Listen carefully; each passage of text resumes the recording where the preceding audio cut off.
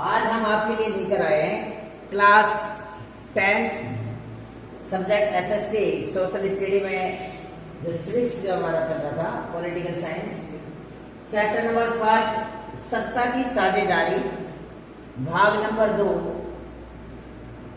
आज का जो हमारा टॉपिक है श्रीलंका में बहुसंख्यकवाद। श्रीलंका में बहुसंख्यकवाद। इससे पहले की वीडियो में मैंने पढ़ा कि सत्ता की साझेदारी में श्रीलंका और जो बेल्जियम जो दो देशों की एक केस स्टडी हमारे जो सिलेबस में है। तो कल की वीडियो पढ़ा कि श्रीलंका में जातीय संरचना के आधार पर किस प्रकार से श्रीलंका जो देश है उसमें दो कम्युनिटीज है, जो दो समुदाय हैं, जाति हैं, उनका यानी कि बाहुबल्य है। एक है सिनाला और दूसरी है तमिल। तो आज देखते हैं कि श्रीलंका के अंदर जो बहुसंख्यकवाद है उसने किस प्रकार से ऐसे क्या क्या श्रीलंका के अंदर सिनाला के द्वारा ऐसे कदम उठाए गए जिससे जो तमिल जो लोग थे, जो तमिल भाषा बोलने वाले थे, उनको एक तरह से दरकिनार किया गया या नजरअंदाज किया गया था, जिसमें दोनों में एक आपसी मनमुटाव हुआ और जो गृह युद्ध में परिणित हुआ। तो चलिए उसको देखते हैं आज की टॉपिक में कि श्रीलंका में बहुसंख्यकवाद कैसे आगे क्यों बढ़ा। सन 1948 में जो श्रीलंका था, श्रीलंका एक स्वतंत्र राष्ट्र बना। जैसे हमारा भारत देश 1947 में 15 अगस्त 1947 में देश आजाद हुआ, ऐसे ही श्रीलंका भी किसी दूसरे उपनिवेश के यानी कि एक गुलाम था और हमारे देश के एक साल बाद में इसको स्वतंत्रता मिली। तो श्रीलंका जो है स्वतंत्र राष्ट्र के रूप में जो एक उजागर हुआ 1948 में। उस समय जब श्रीलंका 1948 में जब स्वतंत्र राष्ट्र के रूप में आया, स्वतंत्र राष्ट्र बना, तो उस समय यहाँ पर जो सैन्य समुदाय और जो सैन्य भाषा का प्रयोग करते हैं, सैन्य समुदाय के नेताओं ने अपनी बहुसंख्या के बल पर शासन प्रभुत्व जमाना चाहा। क्यों? क्योंकि श्रीलंका में सबसे अधिक संख्या में थे सैन्य और ये सैन्य भाषा ही बोलते थे। तो इसने सोचा कि क्यों न हम अपनी जो मेजोरिटी है यानी कि हमारी जो संख्या अधिक है उसका हमको फायदा उठाना चाहिए और अपने बहुसंख्या के बल पर और शासन के ऊपर अपना एक क्या कह सकते हैं कि प्रभुत्व जमाना चाहा कि हमारा ये शासन हो। तो उसके लिए इसने क्या किया कि जैसे देश आजाद हुआ और देश आजाद होने के कुछ समय बाद में तो सन 1956 में उन्हें एक कानून बनाया गया। श्रीलंका के संविधान में एक जब कानून पास किया गया, उनका संविधान बनाया गया, तो उस संविधान के अंदर क्या लिखा गया, क्या उसमें अपने रूल रेगुलेशन बनाए कि तमिलों को दरकिनार रखा गया। दरकिनार मतलब नजरअंदाज कर दिया गया उसको, और सैनिक जो लोग थे, सैनिक की राजभाषा बना दी गई। सैनिक जो लोग थे, सैनिक लोगों को राजभाषा बनाई गई और तमिलों को नहीं। अब वो सबसे पहले तो यहाँ से ही उसमें सैनिक और जो आपके तमिलों के अंदर क्या होता है कि एक तरह से मनमुटाव शुरू हो जाता है कि सैन्य जो भाषा है उसको राजभाषा बना दिया गया और तमिल को दरकिनार कर दिया गया। फिर उसके साथ में क्या किया कि जितने भी सैन्य समुदाय के लोग हैं उनको संविधान में संरक्षण भी दिया गया और उनको बढ़ावा भी दिया गया। क्या क्या उनके लिए कैसे कदम उठाए गए, उसमें क्या है कि कोई भी अगर सरकारी विद्यालय है या विश्वविद्यालय है या नौकरियों में सैन्य भाषा बोलने वाले लोगों को तो संरक्षण और बढ़ावा दिया गया, लेकिन बाकी जो सैन्य को छोड़कर जैसे जो तमिल लोग थे, तो जैसे आपने जातीय संरचना में पढ़ा था कि इसमें 18% जो लोग थे, 18% लोग तमिल थे, जिसमें 13% जो लोग थे वे श्रीलंका के तमिल थे और 5% जो लोग थे वे भारतीय मूल के, जैसे जो हमारा भारत जो हमारा देश है उसका जो दक्षिणी भाग है जो समुद्र तट पर स्थित है, तमिल तमिलनाडु। तो तमिलनाडु के गए हुए लोग थे औपनिवेशिक काल में, क्योंकि श्रीलंका के अंदर जो रबड़ के और चाय के जो बागान होते थे उस बागान में मजदूर के लिए गए हुए थे, तो इसलिए वे लोग वहां पर ही निवास करने लगे। तो उनकी संस्कृति तो चेंज नहीं हो सकती। तो 5% जो लोग थे तमिल, वे भारतीय मूल के तमिल थे और 13% थे श्रीलंका के। तो उनको सभी को दरकिनार रखा गया। और साथ में 7% जो लोग थे वे क्रिश्चियन थे, जिनको हम बोलते हैं ईसाई लोग थे, जो सैन्य और आपकी जो तमिल दोनों भाषाओं को यानी मिक्सचर रूप में, सम्मिलित रूप में उसको बोलते थे। तो इस संविधान के अंदर जो ने अपना नियम या उनको कह सकते हैं कि जो कानून पारित किया गया, उसमें स्पष्ट नजर आ रहा है कि बहुसंख्यक के आधार पर, अर्थात जो सैन्य समुदाय के लोग थे, सैन्य को ही राजभाषा बनाया गया, उन्हीं को सरकारी नौकरी में और सरकारी आपके विश्वविद्यालय और स्कूलों के अंदर उनको संरक्षण और बढ़ावा दिया गया। बाकी समुदाय के लोगों को बिल्कुल नजरअंदाज कर दिया। अब देखिए कि जब इसी प्रकार से किसी एक देश में 2 या 2 से अधिक जाति हो और उसमें इस प्रकार से दरकिनार किया जाएगा, तो निश्चित रूप से अशांति तो होना निश्चित है। और यही श्रीलंका में जो विभाजन का जो कारण बना, वे इसमें आगे चल के यही उसका मुख्य मुद्दा रहा। और क्या हुआ, श्रीलंका तमिल नाराज। अब देखो निश्चित है कि जब एक व्यक्ति को आप संरक्षण दे रहे हो, बढ़ावा दे रहे हो, दूसरे को दरकिनार कर रहे हो, तो निश्चित है कि वे व्यक्ति नाराज होगा और अपनी मांगे के लिए कुछ ना कुछ तो कदम निश्चित रूप से उठाएगा। तो श्रीलंकाई जो तमिल थे वे इससे नाराज हुए, क्योंकि उसको राजनीतिक अधिकारों से वंचित रखा दिया गया।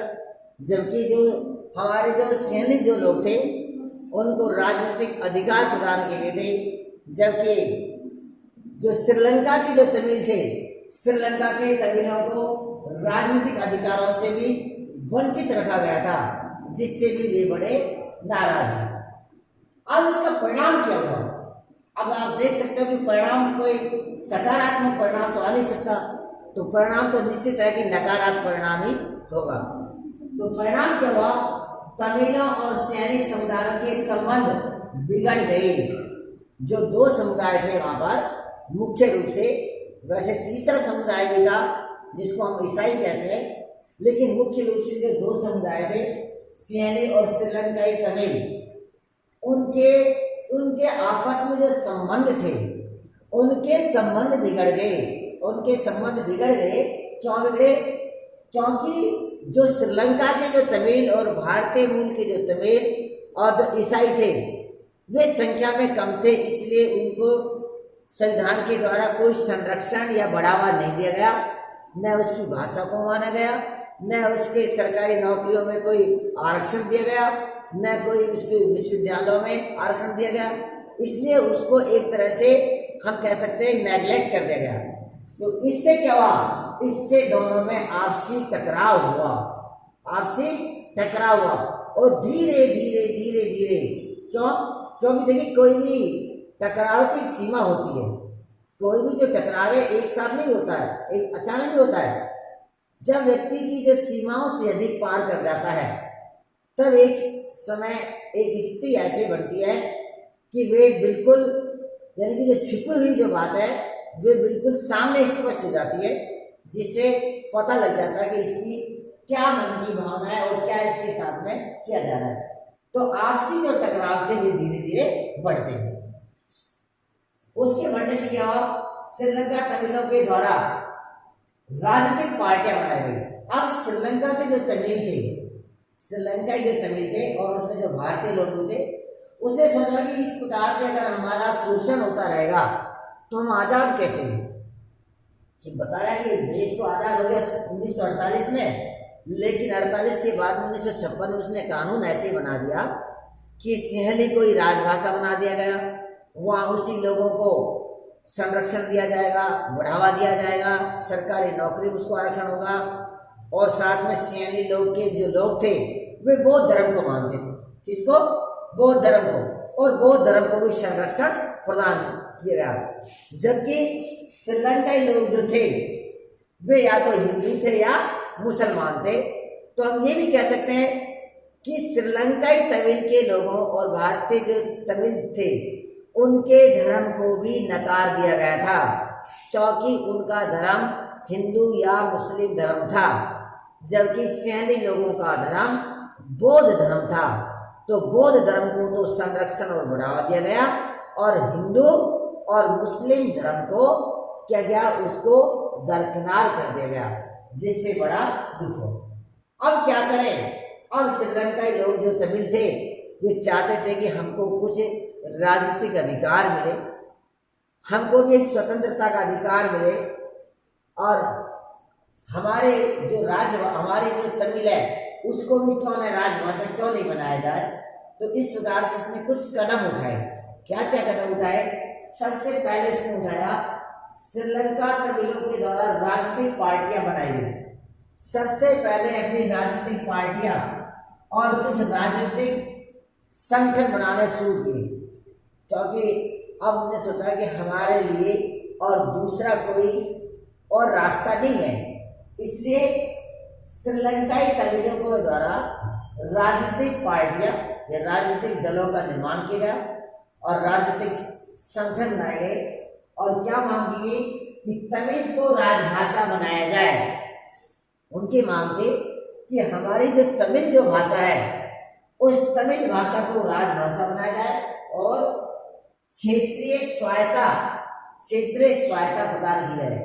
क्षेत्रीय स्वायत्ता का मतलब है कि अगर जिस क्षेत्र में तमिल लोग निवास कर रहे हैं उसको क्यों नहीं तमिलों का ही एक क्षेत्र घोषित कर दिया जाए, जिसमें उसकी सरकार बने, तमिलों की सरकार बने, उनके तमिलों का अपना अलग संविधान हो, अपना अलग शासन व्यवस्था हो।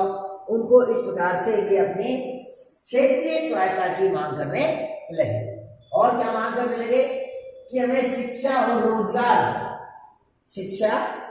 रोजगार और जो उनको राजनीतिक अधिकारों से वंचित किया गया, इन सब के लिए उन्हें संरक्षण और बढ़ावा की मांग की। तमिलों ने कहा कि हमें हमारी राजभाषा जो तमिल है, तमिल राजभाषा बनाई जाए, क्षेत्रीय स्वायत्ता प्रदान की जाए और शिक्षा, रोजगार और राजनीतिक अधिकारों का संरक्षण और बढ़ावा दिया जाए। ये मांग करने लगे। देखो एग्जाम की दृष्टि से इंपॉर्टेंट है, अगर आपसे एग्जाम से पूछा जाए कि श्रीलंकाई तमिलों की क्या क्या मांगे थे, तो आप उसमें लिख सकते हो तमिल राजभाषा की मांग नंबर 1, नंबर 2 है क्षेत्रीय स्वायत्ता, नंबर 3 शिक्षा और रोजगार की मांग, और नेक्स्ट है राजनीतिक अधिकारों का संरक्षण और बढ़ावा, और नेक्स्ट है अपने धर्म, कौन से धर्म थे, हिंदू और मुस्लिम धर्म का संरक्षण और बढ़ावा। क्योंकि जिस प्रकार से सैनी लोगों को धर्म था बौद्ध धर्म, वे अपने बौद्ध धर्म का संरक्षण और बढ़ावा दे रहे थे, तो ये भी अपने धर्म की मांग कर रहे थे कि क्यों न हमको जो हमारा हिंदू और जो मुस्लिम धर्म है उसको भी संरक्षण दिया जाए। तो ये जो मांग है ये श्रीलंकाई तमिलों की।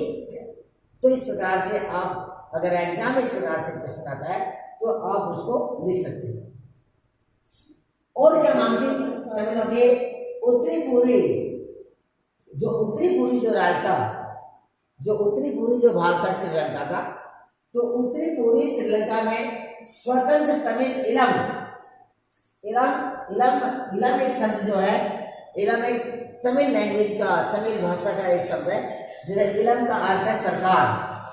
इलम का क्या है? सरकार या राज्य। कि इलम सरकार बनाने की मांग की।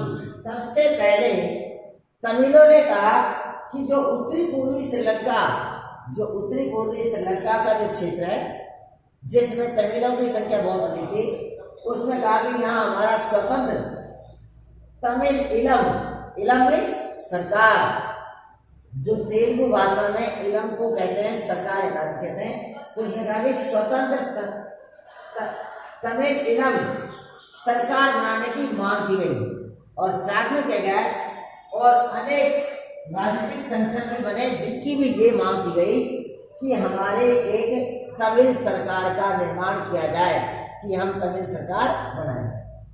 अब देखिए जब धीरे धीरे जब इस प्रकार से जब मांग की गई तो इन सभी मांगों को सैन्य समुदाय के जो बहुसंख्या की संख्या होते उनने सभी श्रीलंकाई तमिलों की मांग को बिल्कुल नकार दिया, यानी मना कर दिया कि आपको इसमें कोई भी आपकी मांग पूरी नहीं होगी। न तो आपकी तमिल राजभाषा बनाई जाएगी, न आपको क्षेत्रीय स्वायत्तता प्रदान की जाएगी, न शिक्षा के क्षेत्र में आपको संरक्षण मिलेगा, न रोजगार में, और न कोई आपको राजनीतिक अधिकार मिलेगा। जब इस प्रकार से धीरे धीरे सभी बातों को नकार दिया गया, अब कहते हैं कि एक लिमिट होती है, एक सीमा होती है कि जब कोई घड़ा पानी से भर जाता है तो फुल भरने के बाद में तो पानी उसमें उजलता है। जब व्यक्ति की बिल्कुल गले तक फंस जाती है, जब कोई बात को निकाला जाता है तो निश्चित रूप से उसमें यानी कि आपस में टकराव की जो स्थिति है वो स्थिति बन जाती है। तो यही स्थिति इस देश श्रीलंका के अंदर हुआ कि जब सैन्य लोगों के द्वारा, सैन्य समुदाय के द्वारा श्रीलंकाई तमिलों की हर मांग को नजरअंदाज किया जा रहा था, उसको मना किया जा रहा था, उसको नकार दिया जा रहा था। इसलिए श्रीलंकाई तमिल के लोग बड़े नाराज हुए और ये नाराज की स्थिति ऐसी हुई कि आपस में एक टकराव की स्थिति बन गई, एक संघर्ष की स्थिति बन गई और धीरे धीरे इस टकराव ने किसका रूप ले लिया? इसने गृह युद्ध का रूप ले लिया। गृह युद्ध किसी देश के अंदर ही जब किसी दो समुदाय या दो दलों के बीच में आपसी अपनी मांगों को लेकर जब अशांति हो जाती है और देश के विभाजन की स्थिति बन जाती है तो उसे हम एक गृह युद्ध के रूप में जानते हैं। जैसा कि श्रीलंका के अंदर हुआ तो दो समुदाय हो गए, एक तो श्रीलंकाई तमिल और दूसरा आपका सैन्य भाषा बोलने वाले सैन्य समुदाय। तो दो समुदाय के बीच में टकराव की स्थिति इतनी बढ़ गई कि वे गृह युद्ध में परिणत हुआ। और जब युद्ध होता है तो देखिए युद्ध में जन और धन दोनों की हानि होती है, जन और धन की हानि होती है। और इस गृह युद्ध में का क्या परिणाम निकला? दोनों पक्षों के हजारों लोग मारे गए। जब आपस में लड़ाई हुई, संघर्ष हुआ तो दोनों समुदाय अर्थात श्रीलंकाई तमिल के लोग और सिंहला समुदाय के बीच में दोनों पक्षों के हजारों लोग मारे गए, कत्ल किए गए, काफी लोग अपंग हो गए, अंग भंग हो गए, बहुत ही बुरी स्थिति हो गई और अशांति फैल गई। और क्या हुआ? काफी लोग अपने मूल स्थान को छोड़कर अर्थात अपने देश को छोड़कर दूसरे देश की ओर पलायन करने लगे, अर्थात स्थानांतरण करने लगे, जाने लगे। जिससे क्या वे लोग शरणार्थी बन गए, क्योंकि शरण ले लगे। एक व्यक्ति अपना देश को छोड़कर जा रहा है तो देखिए जब दूसरे देश में जाएगा तो कहीं ना कहीं उसको शरण लेगा कि मुझे शरण दो, मुझे आश्रय दो। तो काफी लोग शरणार्थी बन गए और काफी लोगों का अपना मूल स्थान छोड़कर चले गए, जिससे उनको काफी क्या हुआ? जन धन की हानि हुई, साथ में उनकी रोजी रोटी चौपट हो गई कि जो उनके जहाँ अपने देश में रह रहे थे, जो भी छोटा या बड़ा अपना व्यवसाय कर रहे थे, कि व्यवसाय छूट गया, रोजी रोटी के लाले पड़ने लगे, वे लोग भूख से मरने लगे, उनकी स्थिति बड़ी नाजुक हो गई।